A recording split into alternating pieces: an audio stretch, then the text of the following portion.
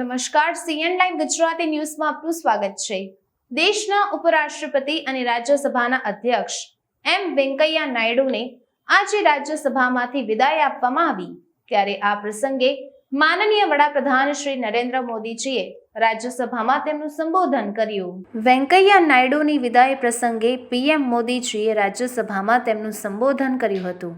આ દરમિયાન પીએમ મોદીજીએ વેંકૈયા નાયડુના કાર્યકાળના અંતે આભાર માન્યો હતો। દેશના ઉપરાષ્ટ્રપતિ અને રાજ્યસભાના અધ્યક્ષ એમ વેંકૈયા નાયડુને આજે રાજ્યસભામાંથી વિદાય આપવામાં આવી હતી। વેંકૈયા નાયડુ 10 ઓગસ્ટ બુધવારે તેમનું પદ છોડશે। વેંકૈયા નાયડુની વિદાય પ્રસંગે પીએમ મોદીજીએ રાજ્યસભામાં તેમનું સંબોધન કર્યું હતું। આ દરમિયાન તેમણે તેમના કાર્યકાળના અંતે વેંકૈયા નાયડુનો આભાર માન્યો અને કહ્યું કે આ ગૃહ માટે ખૂબ જ ભાવનાત્મક ક્ષણ છે। પીએમ મોદીજીએ કહ્યું કે આજે સભાગૃહમાં સ્પીકર, રાષ્ટ્રપતિ તે લોકો છે જેમણે આઝાદ ભારતમાં જન્મ લીધો છે। બધા સરળ પૃષ્ઠભૂમિમાંથી આવે છે। આનું સાંકેતિક મહત્વ છે। તેઓ દેશમાં નવા યુગનું પ્રતીક છે। નાયડુ દેશના એવા ઉપરાષ્ટ્રપતિ છે જેમણે પોતાની દરેક ભૂમિકામાં યુવાઓ માટે કામ કર્યું। સભાગૃહમાં પણ યુવા સાંસદોને આગળ વધાર્યા। યુવાનોના સંવાદ માટે યુનિવર્સિટી અને ઇન્સ્ટિટ્યૂટની સતત મુલાકાત કરતા રહ્યા। નવી પેઢીની સાથે નિરંતર સંપર્ક રાખ્યો।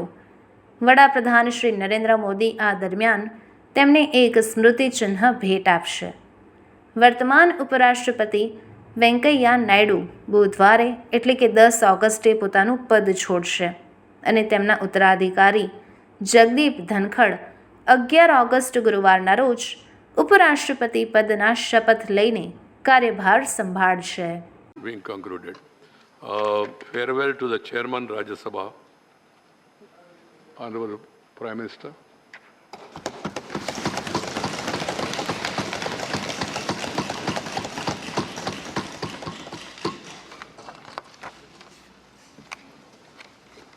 आदरणीय सभापति जी,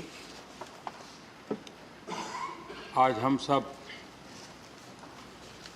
सदन के सभापति और देश के उपराष्ट्रपति आदरणीय श्री वेंकैया नायडू जी को उनके कार्यकाल की समाप्ति पर उन्हें धन्यवाद देने के लिए उपस्थित हुए हैं।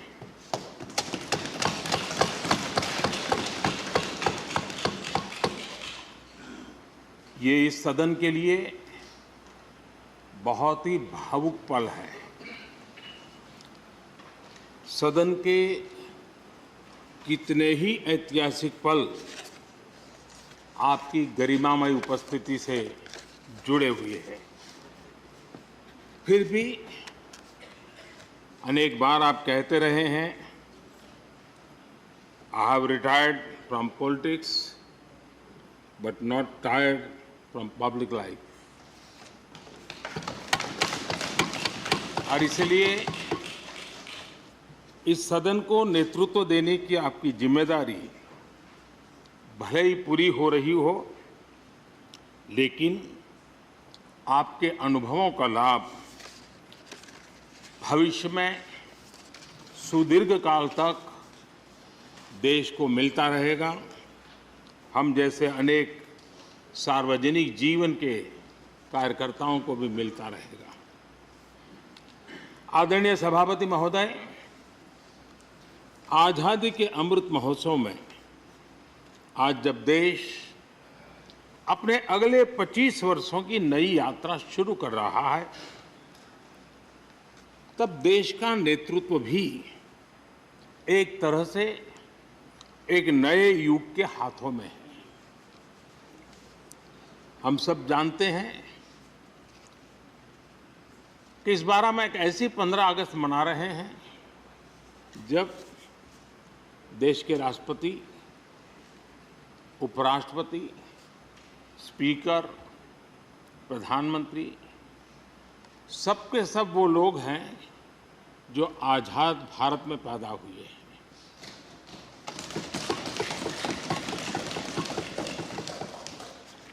और सबके सब बहुत ही साधारण पृष्ठभूमि से आते हैं।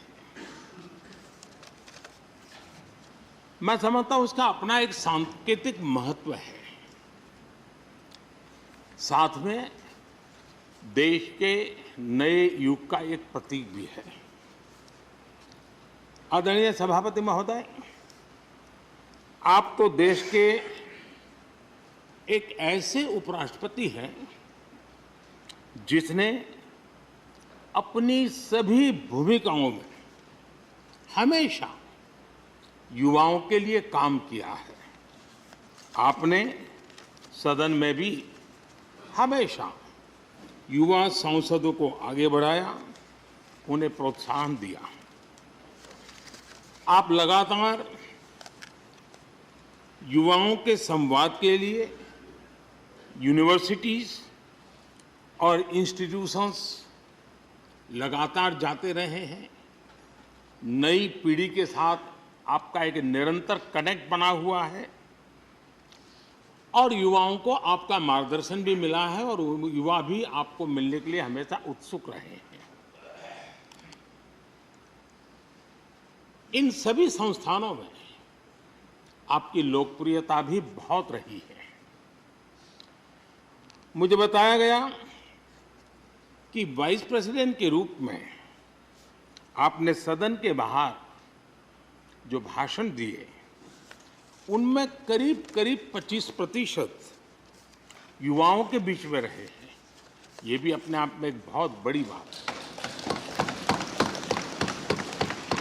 आदरणीय सभापति महोदय, व्यक्तिगत रूप से मेरा यह सौभाग्य रहा है कि मैंने बड़े निकट से आपको अलग अलग भूमिकाओं में देखा है।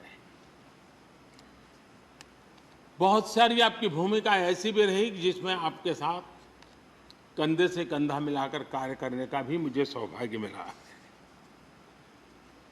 पार्टी कार्यकर्ता के रूप में आपकी वैचारिक प्रतिबद्धता रही हो, एक विधायक के रूप में आपका कामकाज हो, सांसद के रूप में सदन में आपकी सक्रियता हो,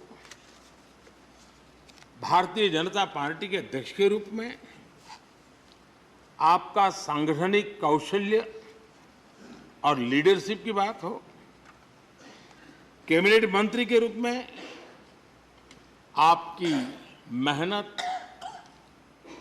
नवाचार का आपका प्रयास और उससे प्राप्त सफलताएं देश के लिए बहुत उपकारक रही है, या फिर उपराष्ट्रपति और सदन में के सभापति के रूप में आपकी गरिमा और आपकी निष्ठा। मैंने आपको अलग अलग जिम्मेदारियों में बड़े लगन से काम करते हुए देखा है। आपने कभी भी किसी भी काम को बोझ नहीं माना। आपने हर काम में नए प्राण फूंकने का प्रयास किया है। आपका जज्बा, आपकी ये लगन हम लोगों ने निरंतर देखी है। मैं इस सदन के जरिए प्रत्येक माननीय सांसद और देश के हर युवा से कहना चाहूंगा कि वो समाज, देश और लोकतंत्र के बारे में आपसे बहुत कुछ सीख सकते हैं।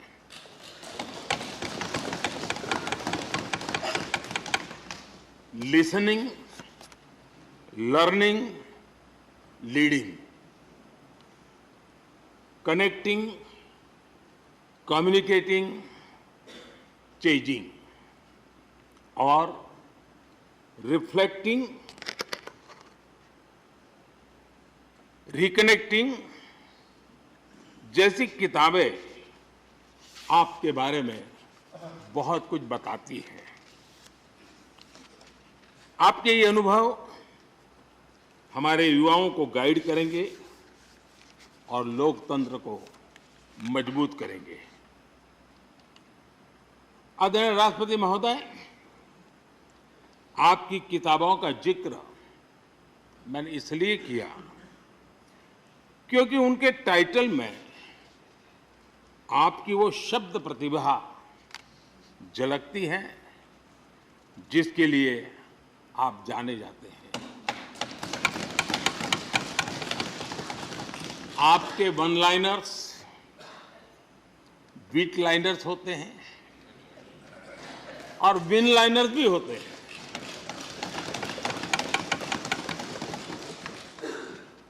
यानी उसके बाद कुछ और कहने की जरूरत ही नहीं रह जाती।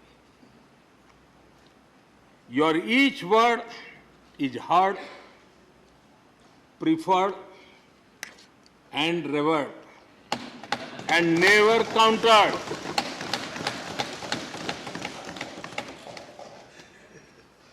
कैसे कोई अपनी भाषा की ताकत के रूप में और सहजता से इस सामर्थ्य के लिए जाना जाए और उस कौशल से स्थितियों को दिशा मोड़ने का सामर्थ्य रखे, सचमुच में आपके इस सामर्थ्य को मैं बधाई देता हूं।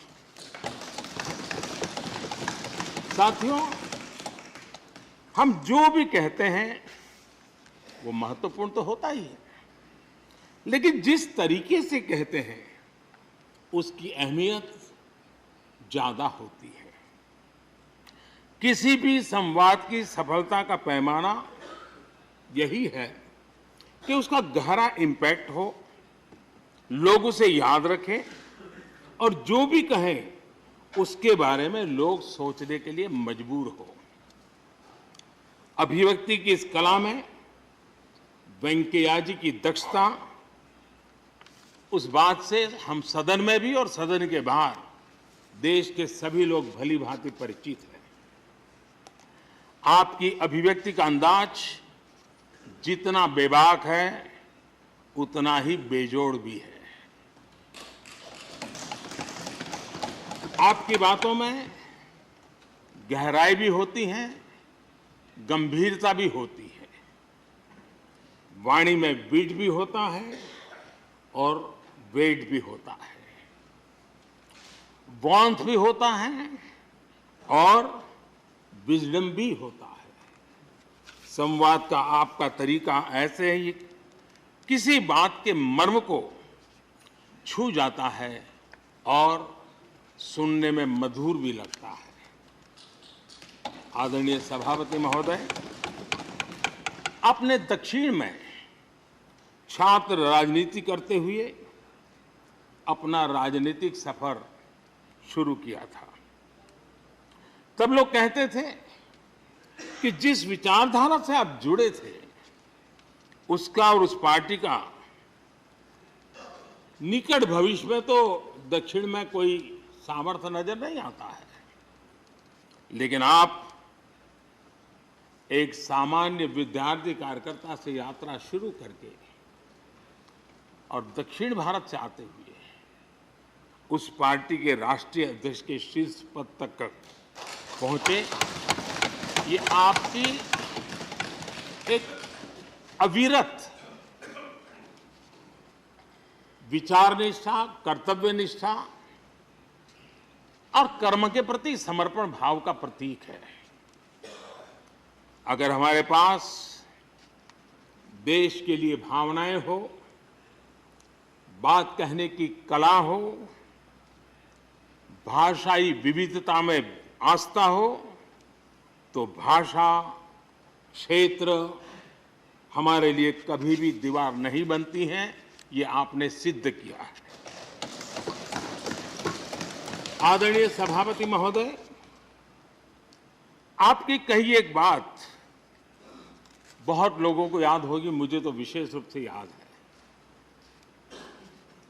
मैंने हमेशा सुना है आप मातृभाषा को लेकर के बहुत ही टची रहे हैं, बड़े आग्रही रहे हैं, लेकिन उस बात को कहने का आपका अंदाज भी बड़ा खूबसूरत है। जब आप कहते हैं कि मातृभाषा आंखों की रोशनी की तरह होती है, मातृभाषा आंखों की रोशनी की तरह होती है, और आप आगे कहते हैं और दूसरी भाषा चश्मे की तरह होती है। ऐसी भावना हृदय की गहराई से ही बाहर आती है। वेंकैया जी की मौजूदगी में सदन की कार्रवाई के दौरान हर भारतीय भाषा को विशिष्ट अहमियत दी गई है। आपने सदन में सभी भारतीय भाषाओं को आगे बढ़ाने के लिए काम किया। सदन में हमारी सभी 22 शेड्यूल लैंग्वेज में कोई भी माननीय सदस्य बोल सकता है, उसका इंतजाम आपने किया। आपकी ये प्रतिभा, आपकी ये निष्ठा आगे भी सदन के लिए एक गाइड के रूप में हमेशा हमेशा काम करेगी। कैसे संसदीय और शिष्ट तरीके से भाषा की मर्यादा में कोई भी अपनी बात प्रभावी ढंग से कह सकता है, इसके लिए आप प्रेरणापुंज बने रहेंगे। आदरणीय सभापति महोदय, आपकी नेतृत्व क्षमता, आपके अनुशासन ने इस सदन की प्रतिबद्धता और प्रोडक्टिविटी को नई ऊंचाई दी है। आपके कार्यकाल के वर्षों में राज्यसभा की प्रोडक्टिविटी 70% बढ़ी है। सदन में सदस्यों की उपस्थिति बढ़ी है। इस दौरान करीब करीब 177 बिल पास हुए या उन पर चर्चा हुई, जो अपने आप में कीर्तिमान है। आपके मार्गदर्शन में ऐसे कितने ही कानून बने हैं जो आधुनिक भारत की संकल्पना को साकार कर रहे हैं। आपने कितने ही ऐसे निर्णय लिए हैं जो अपर हाउस की अपवर्ड जर्नी के लिए याद किए जाएंगे। सचिवालय के काम में और अधिक एफिशिएंसी लाने के लिए भी आपने एक समिति का भी गठन किया। इसी तरह राज्यसभा सचिवालय को सुव्यवस्थित करना, इंफॉर्मेशन टेक्नोलॉजी को बढ़ावा देना, पेपरलेस काम के लिए ई ऑफिस सिस्टम को लागू करना, आपके ऐसे कितने ही काम हैं जिनके जरिए उच्च सदन को एक नई ऊंचाई मिली है। आदरणीय सभापति महोदय, हमारे यहाँ शास्त्रों में कहा गया है, न सा सभा यत्र न सन्ति वृद्धा न ते ये न वदन्ति धर्मम। अर्थात जिस सभा में अनुभवी लोग होते हैं वही सभा होती है, और अनुभव लोग वही है जो धर्म यानी कर्तव्य की सीख दें। आपने मार्गदर्शन में राज्यसभा ने इन मानकों को पूरी गुणवत्ता से पूरा किया है। आप माननीय सदस्यों को निर्देश भी देते थे और उन्हें अपने अनुभवों का लाभ भी देते थे, और अनुशासन को ध्यान में रखते हुए प्यार से डांटते भी थे।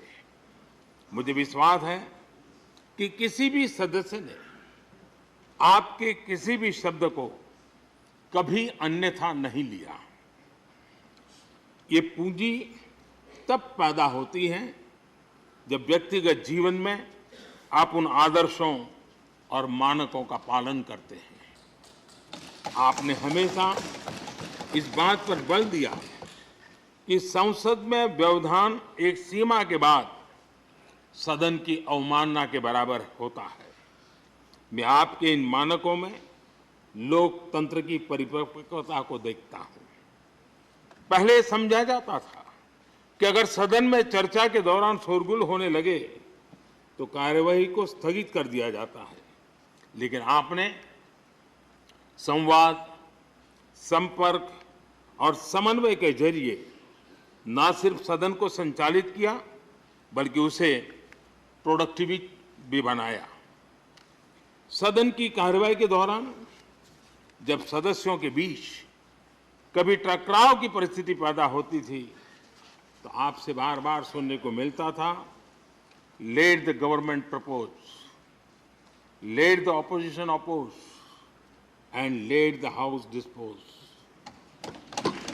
इस सदन को दूसरे सदन से आए विधेयकों पर निश्चित रूप से सहमति या असहमति का अधिकार है। यह सदन उन्हें पास कर सकता है, रिजेक्ट कर सकता है या अमेंड कर सकता है, पर उन्हें रोकने की, बाधित करने की परिकल्पना हमारे लोकतंत्र में नहीं है। आदरणीय सभापति महोदय, हमारी तमाम सहमतियों और असहमतियों के बावजूद आज आपको विदाई देने के लिए सदन के सभी सदस्य एक साथ उपस्थित हैं। यही हमारे लोकतंत्र की खूबसूरती है। ये आपके लिए इस सदन के सम्मान का उदाहरण है। मैं आशा करता हूं कि आपके कार्य, आपके अनुभव आगे सभी सदस्यों को जरूर प्रेरणा देंगे। अपने विशिष्ट तरीके से आपने सदन चलाने के लिए ऐसे मानदंड स्थापित किए हैं जो आगे इस पद पर आसीन होने वालों को प्रेरित करते रहेंगे। जो लेगेसी आपने स्थापित की है, राज्यसभा उसका अनुसरण करेगी, देश के प्रति अपने जवाबदेही के अनुसार कार्य करेगी। इसी विश्वास के साथ आपको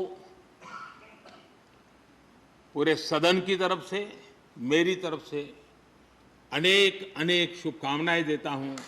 और आपने देश के लिए जो कुछ भी किया है, इस सदन के लिए जो कुछ भी किया है, इसके लिए सबकी तरफ से ऋण स्वीकार करते हुए मैं आपका धन्यवाद करता हूं। बहुत बहुत शुभकामनाएं। धन्यवाद प्रधानमंत्री जी।